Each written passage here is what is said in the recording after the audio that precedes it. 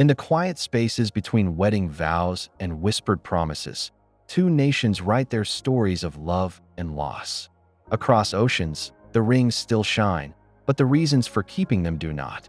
In the United States, love burns bright, fast, fierce, and fleeting, fueled by hope and the promise of second chances.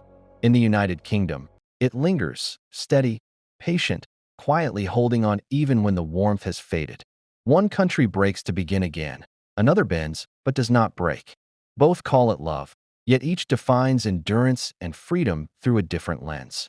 Behind the headlines and statistics, beyond the courtroom and the church, lies a deeper rhythm, a human rhythm.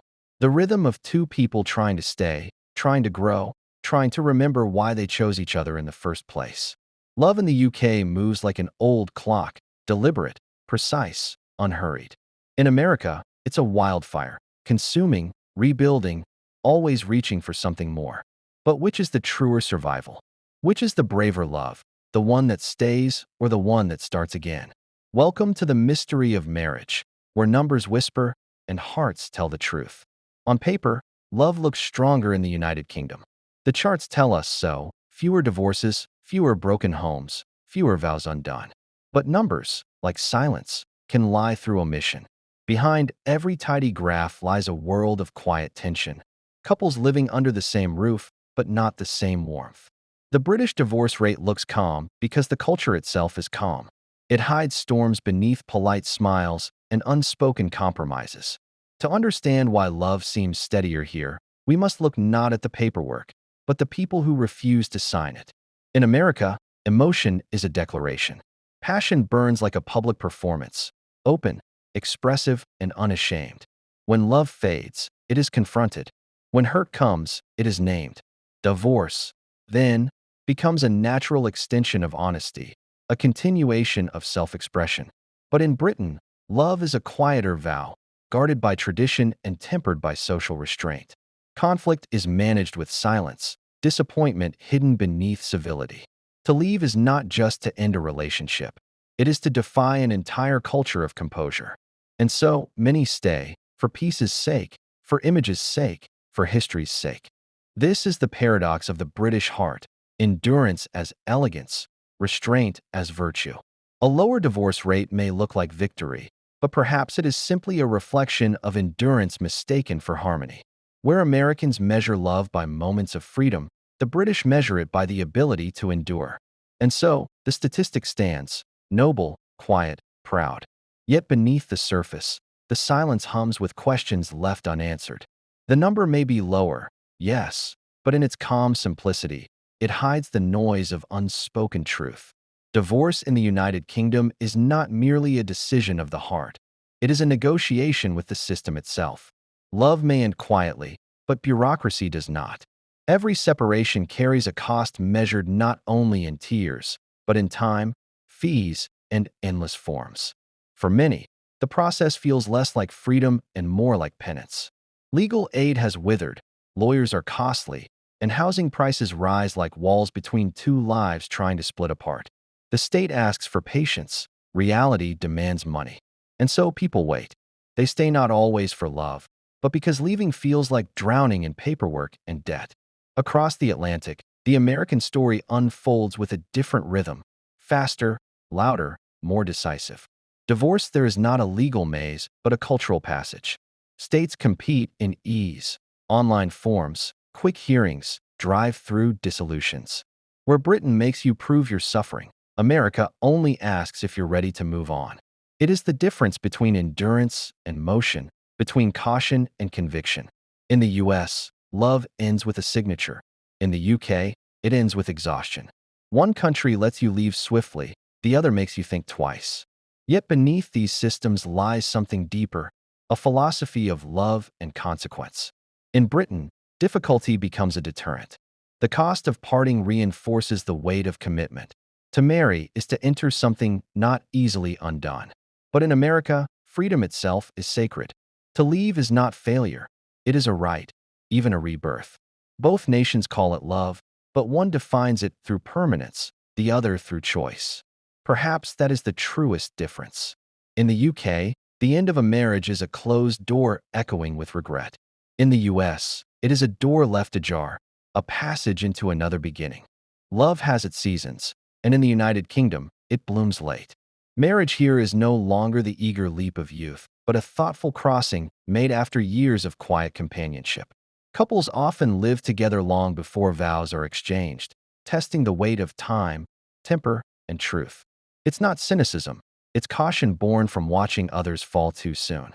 They marry not for fantasy, but for fit, the kind that has survived the ordinary days.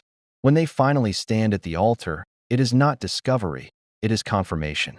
In Britain, love is not rushed. It matures like aged wine, measured, steady, intentional. Across the ocean, in the United States, marriage often comes younger, faster, with the rhythm of dreams and ideals. Faith, family, and culture still whisper that love finds its worth through ceremony. Many say, "I do," before they fully know what forever feels like. It's not folly, but optimism, that American faith that life can always be built from hope.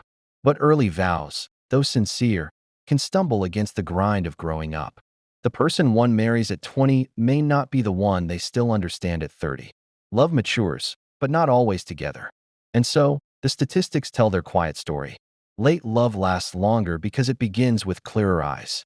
In Britain, people wait until they know who they are before promising to share that self.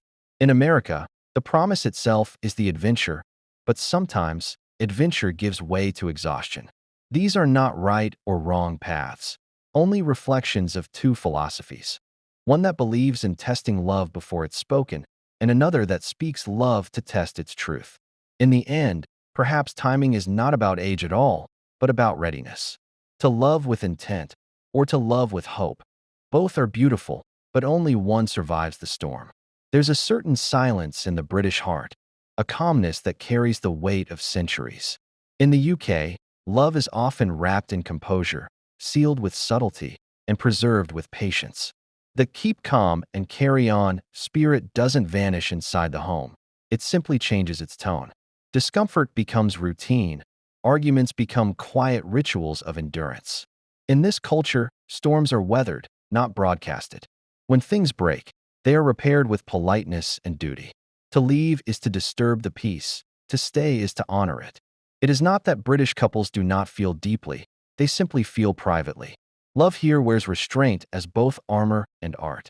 But in America, emotion breathes freely. The heart has a voice, and it speaks loudly, unashamedly.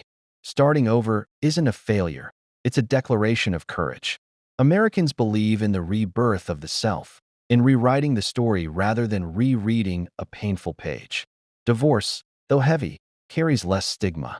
It's the cultural reflection of a nation built on reinvention, where endings are simply new beginnings in disguise. To walk away is not always surrender. Sometimes it's self-preservation. The American narrative teaches that you can lose everything, yet still stand taller in the sunlight of a second chance. Across these two oceans of emotion, the difference is not love, it's language. The British express affection through endurance, Americans through freedom. One believes in holding on until the last thread breaks. The other believes in cutting loose before love unravels completely. Both are acts of faith in their own way, one in stability, the other in renewal. And so, when we look at the divorce rate, we're not counting heartbreaks, we're counting philosophies. The British heart whispers, "Stay, it will pass." The American heart answers, "Leave and begin again." Between them lies the full spectrum of human courage, to endure or to evolve. Love, once tender and fragile, can harden into structure, a shared mortgage, a joint lease, an address etched into habit. In the United Kingdom, the walls of a home often become the walls of a union. The housing market here is ruthless, its prices towering like silent sentinels. To leave isn't just to break a heart, it's to risk losing shelter. Many couples stay, not because love remains, but because living apart costs more than staying together. Divorce here is not only a legal ordeal, but an economic trap. Two hearts might ache in the same kitchen, two dreams might sleep in separate rooms, but the roof above them demands their unity. The mortgage becomes a quiet chain, polished by years of endurance. In these narrow streets and costly flats, love becomes intertwined with survival. The British landscape does not easily forgive separation. One income rarely sustains what two once built. And so, many endure under one roof, creating lives of quiet coexistence. They eat at the same table, but not together. They share space, but not touch. The house becomes a museum of what once was, filled with memories too heavy to carry out the door. Society calls it stability. The soul calls it suspension. In such silence, affection is replaced by arithmetic. What's cheaper? What's possible? What's practical? Here, love is not always lost in passion. Sometimes, it's buried beneath property values. Across the Atlantic, America's vastness offers an easier escape. Homes are cheaper, distances wider, and mobility woven into the nation's spirit. To pack up and start again feels like second nature, a part of the American mythos itself. There's space to leave, both physically and emotionally. The British build permanence, the Americans build possibility. And so, while the British home binds two people longer, the American road frees them sooner. Yet neither path is painless. For one, the cost is in currency. For the other, it is in courage. In the end, the question remains, which is harder, staying because you must or leaving because you can? Numbers can be deceiving, especially when they whisper comfort. On paper, Britain appears to love longer, to break less, to stay together through time's quiet passage. But behind that calm statistic lies a modern shift. Fewer weddings mean fewer divorces. The vows that once tied lives together under church ceilings have been quietly replaced by cohabitation, love without law, commitment without paperwork. It's not rebellion, it's realism. Many couples now build families, buy homes, and grow old without ever signing a certificate.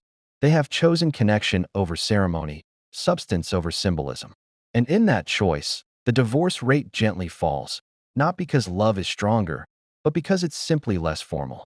Cohabitation offers freedom, but also fragility. Without legal vows, leaving becomes easier, quieter, no courts, no records, no statistics. Relationships dissolve in private, far from the gaze of data collectors. The decline in official divorces is not always the decline of heartbreak. It's just the decline of documentation. Yet for many, that informality feels honest. Love unmeasured by law, unburdened by ritual. British society has evolved into a space where commitment lives in practice rather than promise. It's a quiet cultural revolution, one that has replaced "till death do us part" with "for as long as it feels right." Across the Atlantic, America still holds a romantic loyalty to the institution of marriage. The wedding day remains a milestone, a public declaration of faith in the future. But with that faith comes exposure. When marriages end, they're counted, studied, compared. Britain, meanwhile, hides its endings in plain sight, disguised within the calm of modern living. The fewer who marry, the fewer who fall under the law's gaze. Love continues, just differently. Perhaps this is the real secret behind the numbers. Not stronger unions, but quieter ones. The statistics may celebrate stability, yet the truth hums beneath. A generation learning to love without the language of vows. Love takes different shapes across oceans. In the United Kingdom, it endures, quietly, stoically, often unseen. It does not shout or plead for recognition. It simply continues, even when cracked at the edges. The British heart learns early that love is not always happiness. Sometimes, it's perseverance. To stay is to honor the effort already made, to preserve the shared history that still lingers in the corners of a room. There's grace in restraint, dignity in keeping private pain from public view. This endurance, though silent, carries strength, not the explosive kind that burns bright and brief, but the slow fire that refuses to die. In this endurance lies a national temperament. To endure is to love differently. Across the Atlantic, love dances to another rhythm. The American spirit is restless, alive with motion and self-belief. When love falters, they do not whisper, they move. Divorce is not seen as defeat, but as renewal, the right to begin again. Here, selfhood stands alongside affection. Freedom is not abandonment, but honesty. To leave is to reclaim the self that once compromised for togetherness. It is loud, unapologetic, and deeply human. a culture that believes redemption begins where endurance ends. The American heart believes that endings, too, can be beautiful, that sometimes the bravest thing is not to stay, but to let go. Where the British repair, Americans rebuild. Where one holds on, the other moves forward. Both, in their own way, survive the wreckage of love. And perhaps that is the truest truth beneath the numbers, that there is no winner in endurance, no shame in escape. Behind every statistic lies a human choice, to stay for peace, to leave for breath, or to redefine love altogether. The UK endures, the US escapes. One is quiet survival, the other loud rebirth. But both speak of hope, that love, however it ends, still believes in tomorrow. Maybe the real difference isn't in divorce at all, but in how each culture defines commitment. To endure is a kind of faith, to leave is a kind of freedom. And somewhere between them, in that fragile middle ground, lives the universal heartbeat of love itself. In the quiet space between endurance and escape, love writes its own history. The numbers on paper may divide nations, but the human heart remains one. The UK endures in silence, holding its promises like heirlooms, while the US rebuilds in motion, turning heartbreak into rebirth. Yet both chase the same fragile dream: to be understood, to be loved, to be free without being alone. What the world calls statistics are really stories of courage. Those who stay for duty, those who leave for peace, those who redefine love not as forever, but as truth. There is no perfect culture, no perfect vow. Only people trying to make sense of what it means to give and to let go. And so, as this story closes, we're left not with judgment, but reflection. Perhaps the real strength of love isn't found in endurance or escape, but in understanding why we choose either. Each choice, each silence, each beginning after an ending reveals what it means to be human. If this journey moved you, let it echo beyond this moment. Support the voice of thoughtful storytelling. Like, share, and subscribe to AfterTime, where we look beyond the surface, beyond the numbers, to the heart of humanity itself. Because love, no matter where it lives, in London's rain or America's open skies, is still the same quiet prayer whispered by all of us: to be held, to be seen, and to be remembered.